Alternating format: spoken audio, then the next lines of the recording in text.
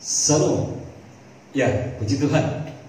Kita sudah di minggu terakhir untuk bulan September ini 2020.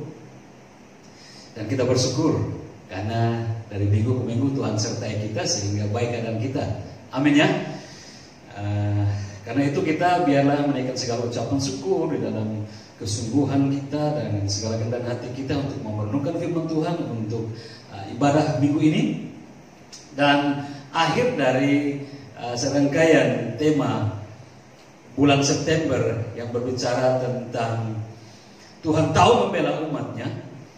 Dan akhir dari bulan ini di minggu tanggal 27 September saya akan berikan satu tema, yaitu lebih cepat dari maut. Ya, ini tema kita minggu terakhir dari bulan September, yaitu lebih cepat dari maut. Biar ada sinkronnya dengan tema besar yang berbicara tentang Tuhan tahu membela umatnya di situasi atau di masa-masa sukar dunia mengalami keadaan ini. Nah, sudah 3 minggu di belakang kita berbicara tentang hal-hal yang spektakuler, yang luar biasa, yang seringkali tidak masuk akal cara Tuhan menolong kita. Tapi akhirnya kita dapat kesimpulan dari 3 minggu kemarin, memang kita akui bahwa Allah kita hebat, Allah kita berkuasa, dan Allah kita ajaib. Segala perbuatannya di luar dari kemampuan kita untuk memahami. Tapi kita melihat sesungguhnya perbuatan Allah itu nyata untuk menolong kita. Amin ya. Nah, mari kita fokus untuk tema kali ini, minggu ini, yang berbicara tentang lebih cepat dari maut. Apa itu lebih cepat dari maut? Ya, dasar firman Tuhan untuk tema ini itu terambil di dalam Kisah Para Rasul 23 ayat 16 sampai 22. Kisah Rasul 23 ayat 16 sampai 22. Tentang apa ini? Mari kita lihat. Ayat 16. Akan tetapi kemenakan Paulus, kemenakan itu ponaan ya, anak saudaranya perempuan, mendengar tentang penghadapan itu. Ia datang ke markas dan setelah diizinkan masuk, ia memberitahukannya kepada Paulus. Lalu Paulus memanggil salah seorang perwira dan berkata kepadanya, bawalah anak ini kepada kepala pasukan, karena ada sesuatu yang perlu diberitahukannya kepadanya. Perwira itu membawanya kepada kepala pasukan dan berkata, Paulus orang tahanan itu memanggil aku dan meminta supaya aku membawa anak muda ini kepadamu, sebab ada yang perlu diberitahukannya kepadamu. Maka kepala pasukan itu memegang tangan anak muda itu, lalu membawanya ke samping dan bertanya, apakah yang perlu kau beritahukan kepadaku? Jawabnya, orang-orang Yahudi telah bersepakat untuk meminta kepadamu supaya besok engkau menghadapkan Paulus lagi ke mahkamah agama, seolah-olah mahkamah agama itu mau memperoleh keterangan yang lebih teliti daripadanya. Akan tetapi janganlah engkau mendengarkan mereka, sebab lebih daripada 40 orang dari mereka telah siap untuk menghadap dia. Mereka telah bersumpah dengan mengutuk diri bahwa mereka tidak akan makan atau minum sebelum mereka membunuh dia. Sekarang mereka telah siap sedia dan hanya menantikan keputusanmu. Ayat 22. Lalu kepala pasukan menyuruh anak muda itu pulang dan memerintahkan kepadanya, jangan katakan kepada siapapun juga bahwa engkau telah memberitahukan hal ini kepadaku. Ya, ini bagian dari kisah yang akan kita renungkan untuk minggu ini dengan tema lebih cepat dari maut. Berdasarkan penelitian, ada seorang peneliti namanya David Penning dari University of Louisiana, Amerika Serikat. Dia meneliti tentang ular, bahwa katanya ular menyerang mangsanya itu 4 kali lebih cepat dari kedipan mata manusia. Ini penelitian si David. Jadi serangan ular itu rata-rata berlangsung antara 33 dan 70 milisekund. Sekund itu atau detik. jadi milidetik. Sedangkan kedipan mata manusia itu membutuhkan waktu sekitar 200 milisekund. Jadi sekali mau kedip itu kekuatan otot mata itu mampu dalam 200 milisekund. Sementara kecepatan ular untuk menerjang atau menyergap atau mematok mangsanya itu hanya di 33 sampai 70 milisekund. Bayangkan berapa perbedaan itu kan? 30, 70 dengan 200. Nah, itu perbedaan. Nah, dari penelitian ini berarti kita bisa disimpulkan bahwa hampir dipastikan tidak ada manusia yang bisa lolos dari serangan ular secara tiba-tiba, gitu ya. Jadi bisa dipastikan seperti itu. Kenapa? Kecepatan dia bekerja untuk menyergap kita atau mematok manusia lebih cepat sedemikian berapa ya? Taruhlah kalau 70 milisekund berarti lebih cepat 130 kali dari kemampuan mata manusia berkedip. Coba itu. Nah, tapi ternyata kan juga ada manusia yang bisa mengelak dari serangan ular yang begitu cepat gitu. Di sini berarti berdasarkan penelitian tadi, tetapi ada juga manusia yang bisa mengelak itu serangan maut yang tiba-tiba dari ular. Ini tidak lagi mengenai atau bicara tentang kemampuan menghindar manusia, tapi ini sudah bicara tentang ada kuasa lain. Sudah ada kuasa lain yang menyertai manusia dan dapat meloloskan manusia dari serangan maut yang tiba-tiba dan yang teramat cepat itu.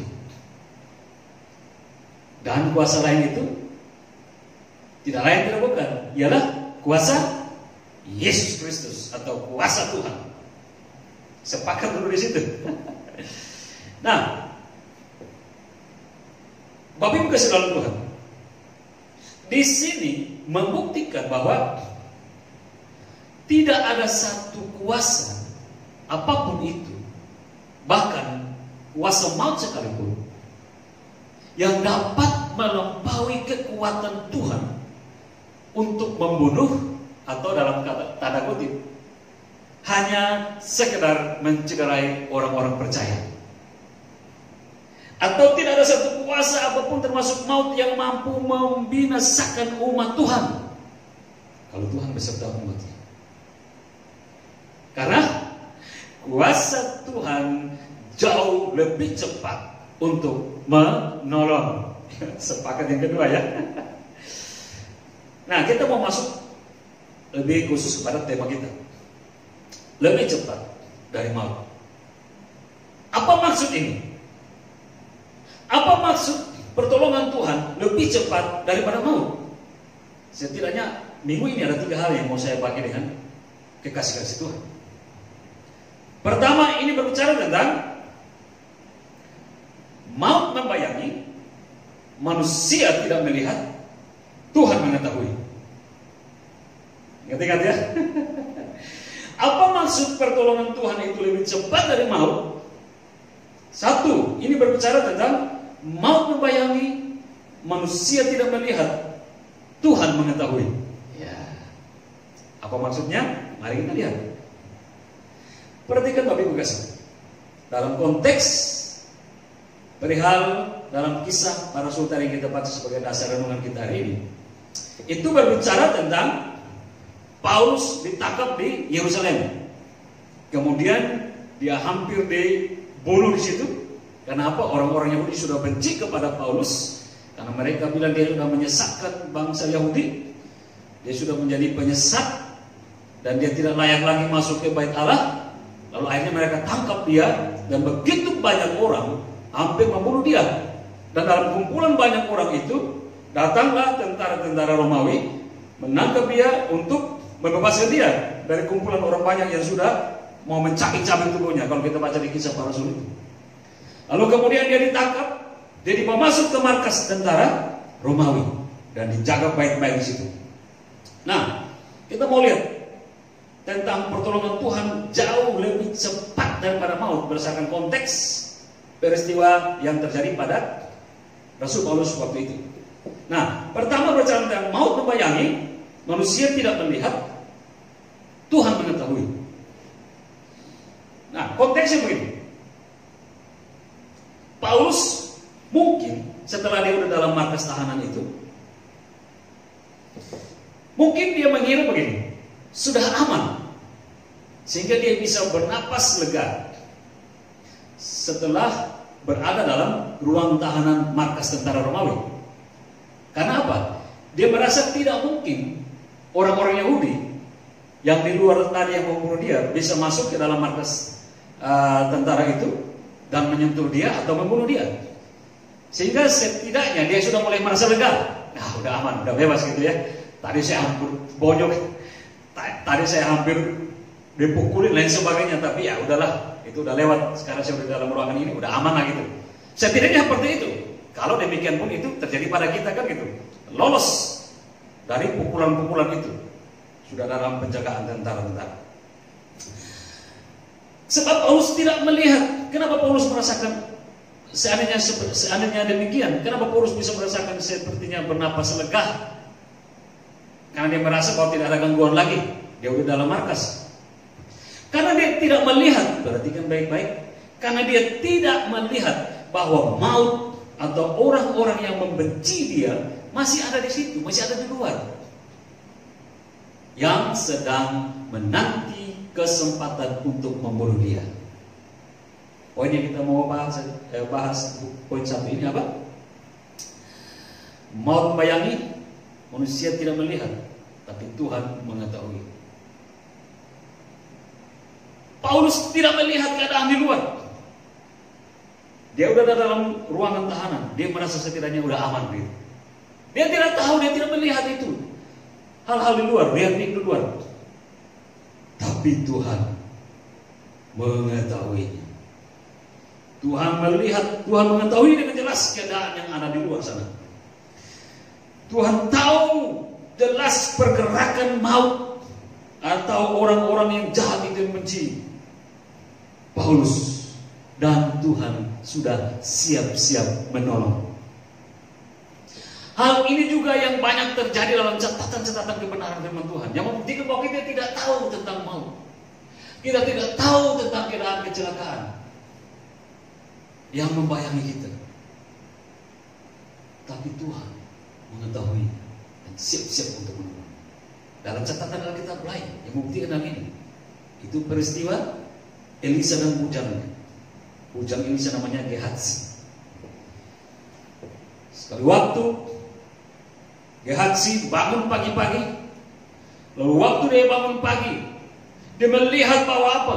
Tentara-tentara Raja Aram sudah mengepung mereka. Sudah mengepung dia. Mereka ini cuma 2 orang, dia dan Elisa. Jadi rupanya Raja Aram benci kepada Elisa. Karena apa? Rencana-rencana Raja Aram untuk menghancurkan bangsa Israel selalu diketahui oleh Elisa. Tapi tentu bukan karena Elisa, Tuhan yang memerintahkan hal itu. Nah, akhirnya Raja Aram menjadi marah. Raja Aram bilang, tangkap Elisa. Nah, tangkap Elisa berarti sekaligus bujangnya gitu ya, pembantunya, pelayannya yang masih muda namanya Gehazi. Nah, Gehazi belum berpengalaman terlalu tentang hal rohani. Nah, waktu dia bangun pagi seperti yang tadi saya bilang, waktu bangun pagi itu dia melihat bahwa tentara Raja Aram sudah mengepung. Dia bangun, dia mulai ketakutan. Dan dia bilang ke Elisa, aduh Bapak, binasa kita. Ini semua di sekitar kita sudah penuh dengan tentara-tentara bersenjata lengkap, kita pasti binasa. Tapi Elisa bilang, jangan takut. Yang menyertai kita lebih banyak. Apa yang menyertai itu? Lalu Elisa berdoa, minta Tuhan singkapkan mata rohani dia untuk dia melihat sesungguhnya. Waktu Tuhan membuka mata rohani dia melihat, mata imannya melihat bahwa ternyata yang menyertai dia seperti kata Nabi Elisa lebih banyak dari musuh-musuh Aram itu. Apa? Pasukan-pasukan berkuda yang tidak lihat secara kasat, tidak terlihat secara kasat mata, tetapi mata rohani bisa melihat. Tuhan menyertai, Tuhan mengutus malaikat-malaikat yang hebat dari surga untuk melindungi mereka, siap-siap untuk berperang kalau ada pergerakan dari tentara Raja Aram. Nah, kekasih Tuhan, dia tidak sadar. Bayangkan, musuh sudah bergerak, musuh sudah membayangi, musuh sudah mengepung. Tapi waktu dia tidur malam dalam ruangan, dalam rumah, dia tidak tahu, Gehazi tidak tahu. Artinya dia tidak sadar tentang ancaman maut, ancaman malapetaka sudah ada di dekatnya. Tapi dia nggak tahu, dia nggak sadar. Ini perhatikan, maut membayangi, manusia tidak tahu. Manusia tidak tahu itu, karena manusia tidak melihat. Tapi Tuhan melihat. Gehazi tidak sadar itu, Gehazi tidak melihat musuh itu. Dia melihat waktu pagi, tapi dia nggak tahu malam itu apa yang terjadi. Sesungguhnya waktu malam musuh itu sudah mengepung mereka dan sudah bersiap-siap. Tapi Tuhan pun tidak tidur. Tuhan berjaga-jaga karena Tuhan melihat, Tuhan mengetahui musuh mau menyerang dua anaknya. Tuhan tidak tinggal diam, Tuhan juga berjaga-jaga seperti pengawal jaga malam supaya tetap aman. Tuhan berjaga-jaga mengutus malaikat-malaikatnya supaya apa? Dua anaknya yaitu Elisa dan Gehazi tidak binasa. Tuhan berjaga-jaga untuk keselamatan mereka. 2 Raja-Raja 6 ayat 16-17 kebenaran itu tercatat. Ketika pelayan abdi Allah bangun pagi-pagi dan pergi keluar, maka tampaklah suatu tentara dengan kuda dan kereta ada di sekeliling kota itu. Lalu berkatalah bujangnya itu kepadanya, itu Gehazi kepada Elisa, celakalah Tuhan, apakah yang akan kita perbuat? Jawab Elisa, jangan takut, sebab lebih banyak yang menyertai kita daripada yang menyertai mereka, musuh-musuh itu. Ayat 17, lalu Elisa berdoa, ya Tuhan, bukalah kiranya matanya, maksudnya mata Gehazi bujangnya ini, supaya ia melihat. Maka Tuhan membuka mata bujang itu sehingga ia melihat. Ini bukan berarti mata jasmani, tapi mata rohani. Ia melihat, tampaklah gunung itu penuh dengan kuda dan kereta berapi sekeliling Elisa dan dia.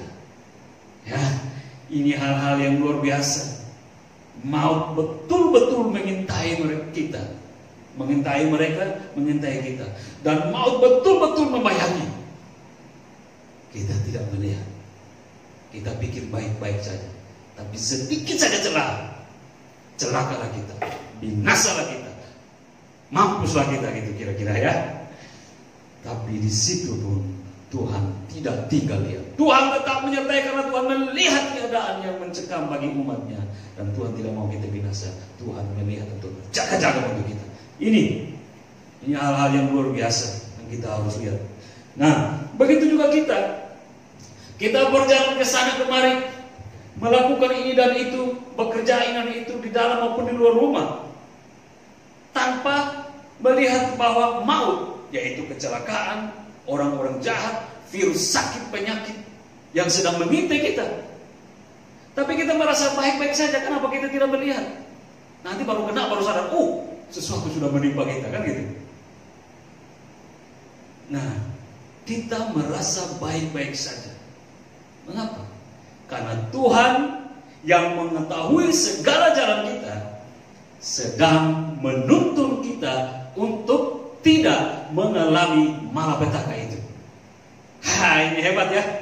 Kita tidak tahu, kita tidak sadar bahwa kita sementara menuju kepada maut itu. Kita sementara menuju kepada kecelakaan itu, karena kita tidak melihatnya dengan jelas. Tapi Tuhan tetap mengetahui keadaan kita, dan Tuhan yang nanti membimbing kita. Tuhan melindungi kita. Ini luar biasa. Ini luar biasa. Biasanya dalam Yesuslah kita mengalami ini. Di luar Yesus kita binasa dan tidak ada pertolongan. Karena itu Daud berani memuji dengan hebat tentang Sang Penjaga yang sempurna.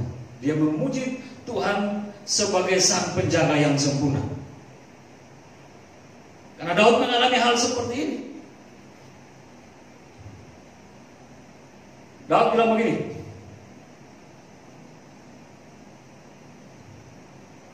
mengapa Daud bilang begini? Tuhanlah penjagamu, Tuhanlah naunganmu, di sebelah tangan kananmu. Matahari tidak menyakiti engkau pada waktu siang atau pada waktu malam. Tuhan akan menjaga engkau terhadap segala kecelakaan. Ia menjaga nyawamu. Tuhan akan menjaga keluar masukmu dari sekarang sampai selama-lamanya. Tentu Mazmur ini ditulis ada latar belakangnya. 2 atau bahkan 3 kali atau lebih Daud diluputkan Tuhan dari tombaknya Saul. Ketika Daud memainkan kecapi untuk menghibur Saul yang kerasukan roh, lalu Saul dalam hatinya merancangkan pembunuhan bagi Daud. Siapakah manusia yang dapat mengerti isi hati Saul? Kita tidak tahu.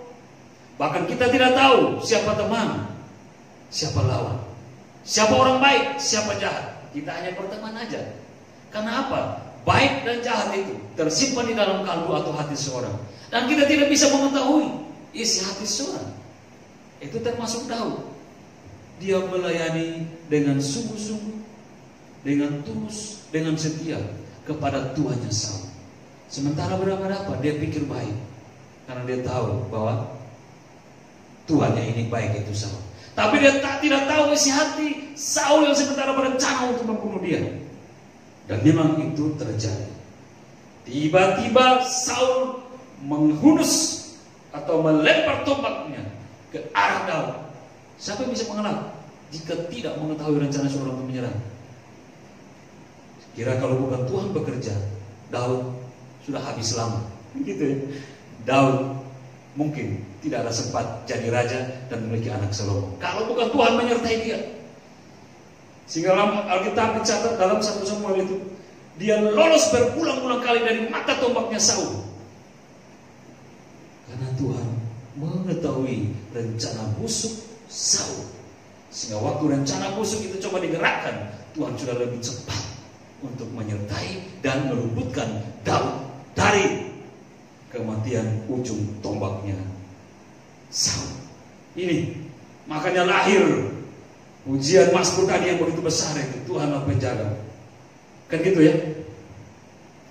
Nah, ini hal-hal yang kita harus lihat dalam keadaan yang hampir sama kita lain, misalnya banyak pergumulan dan kita tidak tahu masalah itu di mana. Pergumulan itu letaknya di mana? Kecelakaan itu letaknya di mana? Kematian itu ada tepatnya di mana? Tapi kita mulai belajar, Tuhan kita mengetahuinya, sehingga kita tidak perlu takut. Itu yang pertama.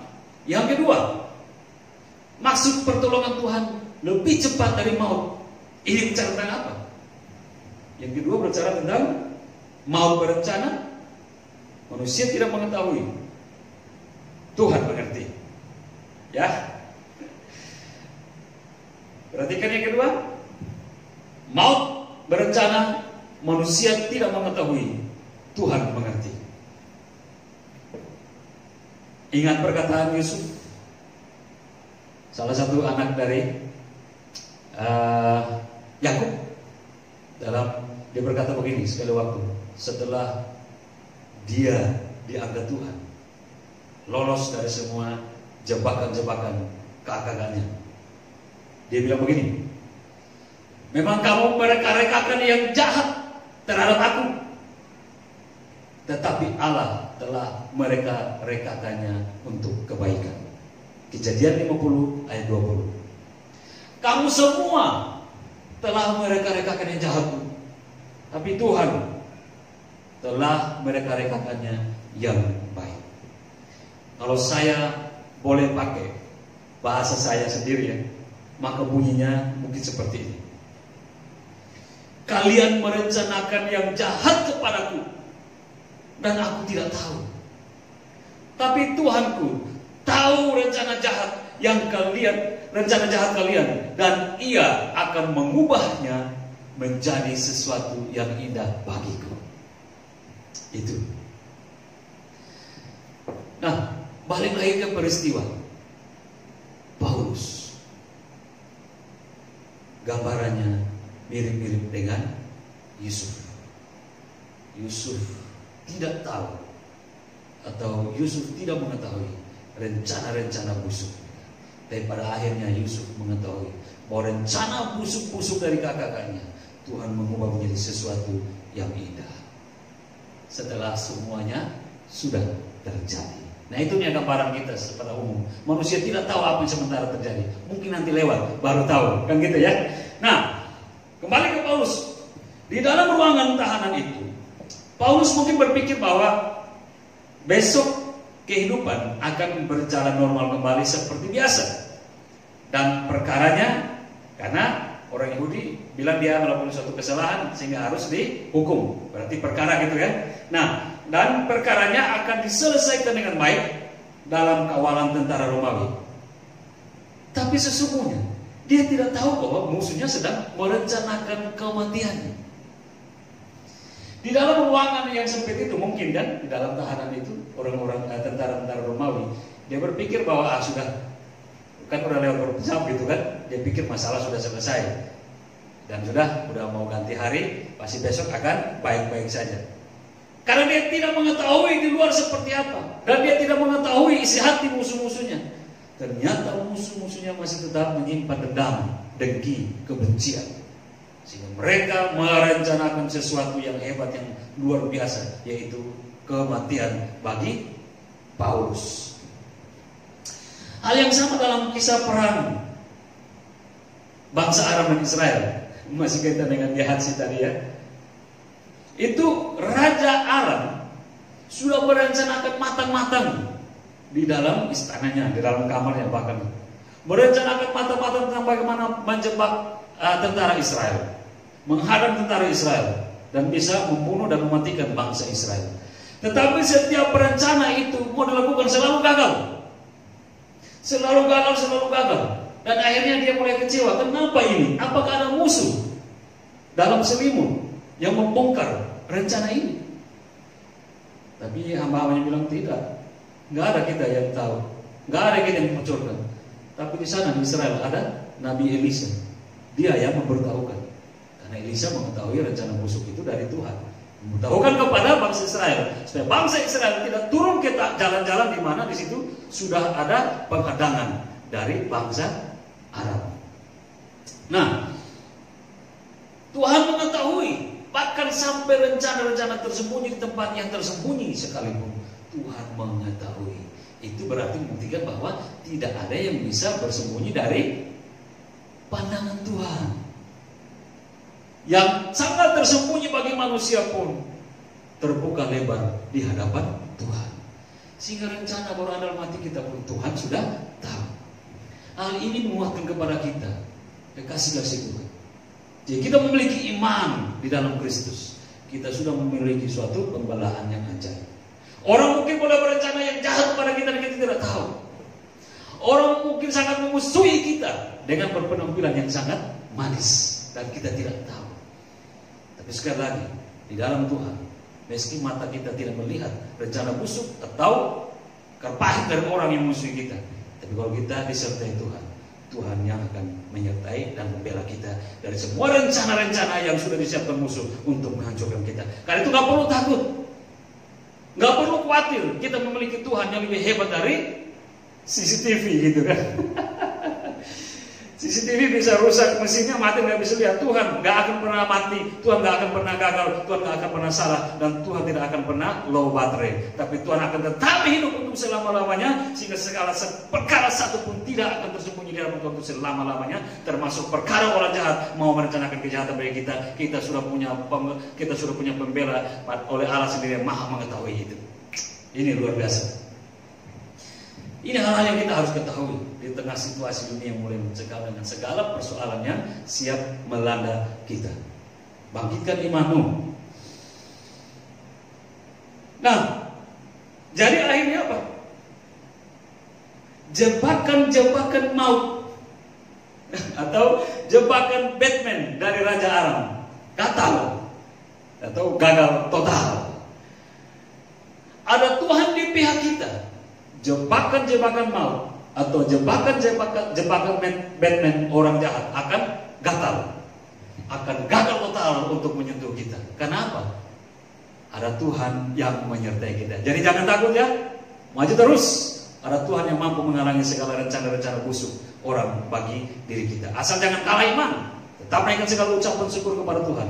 Berdoa dalam Roh Kudus. Tuhan yang akan membentengi kita. Itu.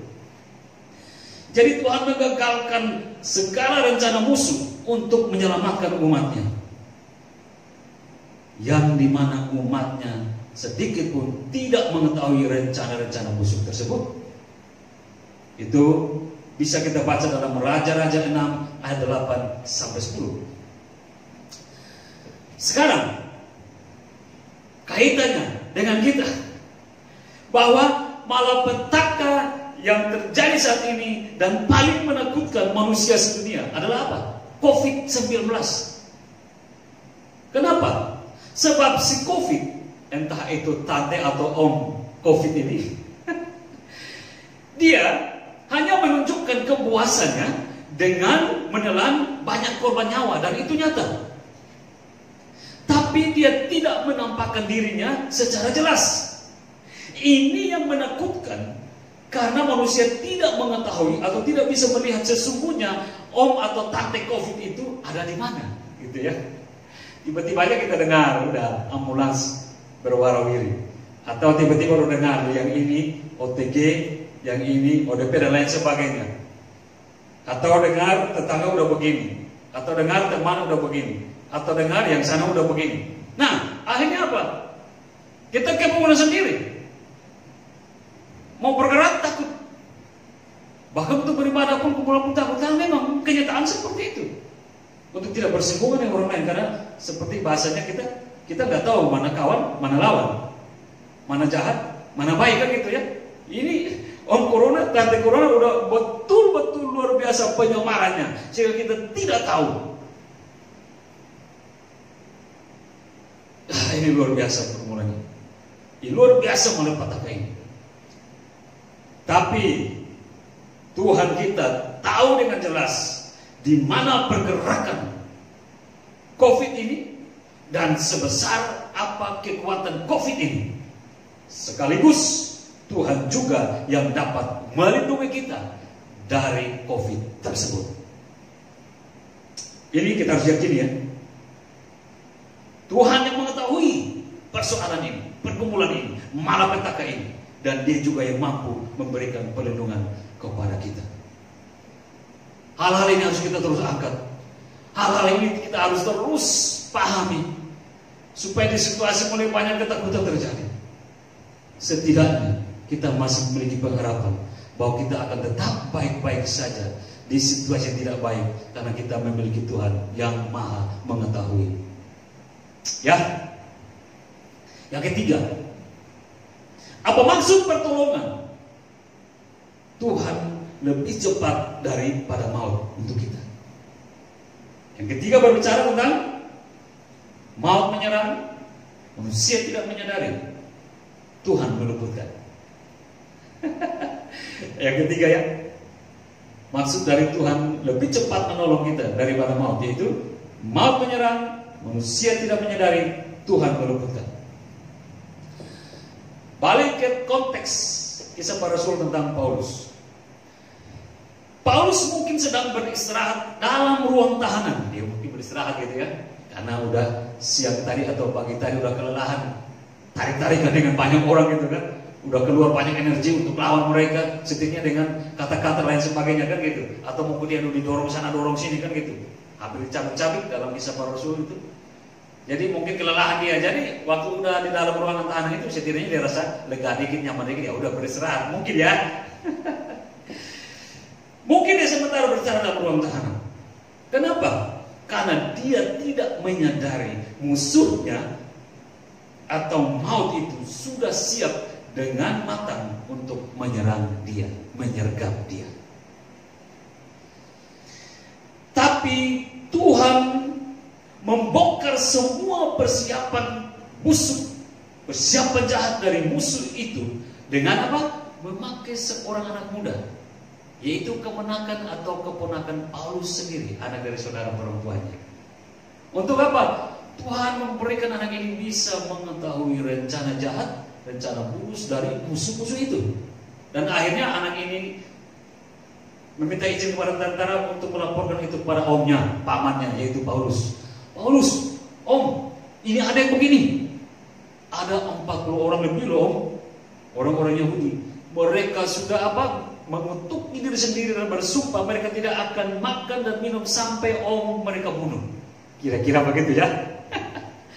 Mereka sudah bersumpah, om. Dan saya dengar sendiri. Tahu kan apa sih bisa dengar juga ya? Apa ini cara Tuhan ya? Kalau kita mau dramatisir seperti itu ya. Anak ini begitu, om. Jadi hati-hati om. Ini yang saya dengar om. Percayalah om. Ini saya dengar sendiri loh kata-kata mereka. Ada 40 orang lebih. Berarti bisa 50 atau mungkin 60 atau mungkin 41 kan gitu ya. Kan ada lebihnya. Mereka sudah bersumpah sedemikian rupa, bahkan sampai mengutuki diri tanpa Paulus menyadari keadaan itu. Mereka tidak akan makan dan minum sampai mereka dapat membunuh atau melenyapkan Paulus. Wow, rencana yang luar biasa mengerikan itu terjadi di belakang Paulus dan Paulus tidak tahu. Bapak Ibu kekasih dalam Tuhan, gambarannya juga seperti itu. Maut membayang-bayangi kita di belakang. Orang-orang jahat membayang-bayangi kita di belakang. Orang-orang yang tidak senang dengan kita, yang merasa kita ini rivalnya, yang merasa kita ini kompetitifnya, yang merasa kita ini saingannya. Mereka berencana segala sesuatu yang busuk, yang jahat. Kita tidak tahu mereka. Di sini kita belajar mengandalkan kekuatan sendiri, kita pasti binasa. Mengandalkan otak kita sendiri menghadapi musuh, menghadapi orang lain, kita pasti akan hancur. Mengandalkan uang kita untuk coba mau melindungi diri, berhadapan dengan penjahat-penjahat atau orang-orang jahat atau malah petaka yang lain, kita akan celaka. Mengandalkan yang lain di dunia ini, kita tidak akan tertolong. Karena tidak ada satu manusia pun yang mengetahui kapan rencana itu datang untuk menghancurkan kita. Tapi kalau kita bersandar kepada Yesus, kita bersandar dan percaya kuat-kuat kepada Tuhan, meski kita tidak melihat pergerakan musuh itu, meski kita tidak menyadari bagaimana orang sudah siap-siap menyorong tangan dari belakang kita dan menusuk kita dari belakang, tangan Tuhan sudah lebih dahulu untuk mendekati kita. Karena apa? Tuhan yang mampu meluputkan semua bahaya itu. Ini pembelaan kita yang tidak akan kita dapat dari dunia ini. Bahkan kita cari pembelaan dunia ini, kita malah bisa disakiti, kita maka bisa dilecehkan, dan kita bisa dibuat kecewa oleh pengharapan kita pada dunia ini. Taruhlah pengharapan kepada Tuhan, karena tidak akan pernah engkau dapati kekecewaan di dalam Tuhan. Tuhan akan tetap memberikan engkau sukacita dan sejahtera dan kekuatan pengharapan yang pasti, karena itu Tuhan yang beda dengan segala sesuatu yang ada di dunia ini. Yesus namanya. Ini hal-hal yang kita harus belajar. Akhirnya mungkin seperti ini kita bisa katakan, siapa yang sangka Paulus bisa luput atau selamat dari maut yang dengan diam-diam sudah siap menyerang dengan cepat? Paulus tidak sangka. Demikian juga kita pasti tidak akan menyangkanya kalau kita ada pada waktu itu. Tapi ingat, Tuhan yang bisa sangka. Kita gak bisa sangka, orang lain gak bisa sangka, tapi Tuhan bisa sangka di mana mau sementara mau mendekati kita. Sehingga selamatlah Paulus. Seperti Daud, seperti Paulus, demikian juga Daud kan itu. Tadi yang saya sudah pernah singgung. Berapa kali Daud luput dari mata tombaknya Saul. Padahal tanpa disadari loh, dia lagi asik-asik main kecapi gitu kan, menghibur tuannya. Tapi tiba-tiba Daud menancapkan tombak. Kalau bukan Tuhan, karena dia nggak sadar kan gitu. Tapi kalau bukan Tuhan yang meluputkan, sudah selesai. Jadi saya bilang apa? Sudah tidak sanggup lagi Daud menjadi raja, apalagi memiliki anak Salomo kan gitu. Karena udah selesai waktu itu di depan Saul. Tapi karena Tuhan mengetahui rencana busuk orang, dan Daud tidak menyadari, Tuhan meluputkan hambanya Daud. Ini yang luar biasa. menjadi kekuatan kita bersama. Bersama Daud, bersama Paulus, bersama orang-orang percaya lainnya. Karena kita percaya kepada Allah yang sama, yang kita kenal di dalam nama Yesus Kristus. Ini yang akhirnya lahirlah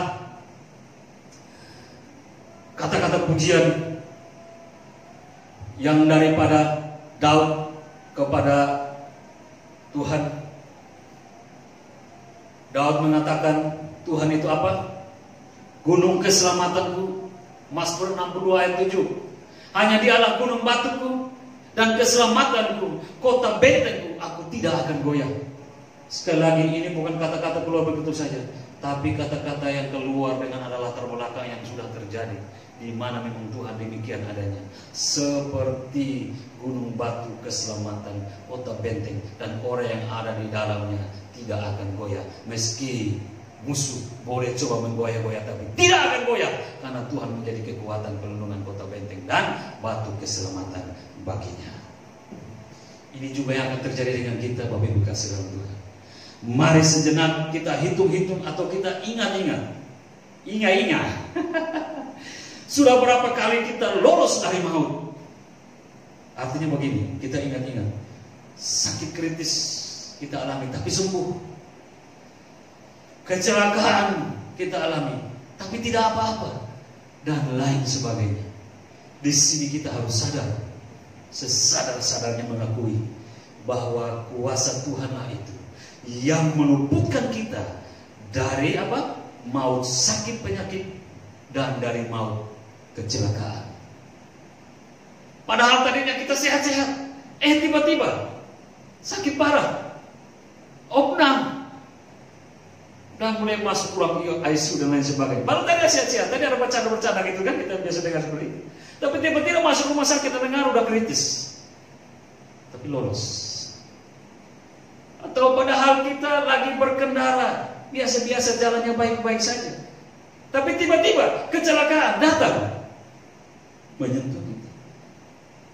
Lalu kita dengar, bukannya tadi ada dengan kita bersama-sama di sini? Kok udah ada di televisi? Atau udah dengar kabar? Udah di UGD? Udah terjadi kecelakaan? Tapi puji Tuhan ya, lolos. Mari kita hitung-hitung berapa kali maut mendekati kita, tapi berapa kali juga Tuhan meluputkan kita. Ini kita harus mengingat supaya kita melihat kebesaran, kemurahan, kasih karunia Tuhan yang ada pada kita, yang tidak pernah luntur, tidak pernah kurang. Sampai kapanpun akan tetap kasih Tuhan menyertai. Meski kita berulang kali menyakiti hatinya, meski kita yang tetap jahat tapi Tuhan tetap baik, meski kita tidak setia tapi Tuhan tetap setia dan menetapkan kita sebagai manusia yang bodoh, lemah dan jahat, tapi Dia mau membuktikan bahwa Dia Allah yang setia, Allah yang penuh kasih. Sampai waktunya Dia akan merubah kita menjadi hamba-Nya yang setia untuk memuliakan Dia, sebab kita hidup karena kemurahan kasih Dia. Amin ya. Ini Allah kita di tengah situasi seluruh dunia. Percayalah kepada Dia. Namanya Yesus Kristus. Kekasih-kasih Tuhan, kita tidak menyadari kematian sedang menghampiri kita. Maut sedang menghampiri kita. Gejolak-gejolak sedang menghampiri rumah tangga kita. Ancaman-ancaman sedang menghampiri ekonomi kita untuk bangkrut, kolaps dan lain sebagainya. Tapi Tuhan sanggup meluputkan kita dari semua kompleksitas persoalan hidup itu. Perhatikan baik-baik di sini, dikasih-kasih Tuhan.